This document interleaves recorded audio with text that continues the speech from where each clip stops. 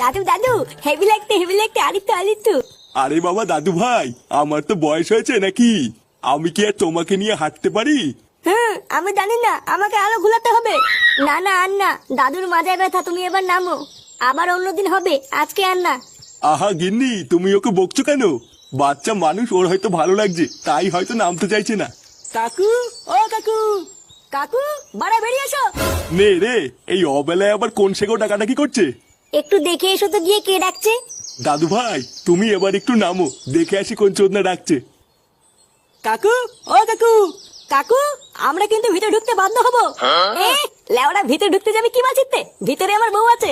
আরে ধুর তোর বালের বউ, বোদার বাল আজকে সব কটাকে কেলিয়ে পাট করে দেবো। শোন ল্যাংচা, চোদ্দাটা বাইরে বেরোলেই সেটা ভাঙা শুরু করবি।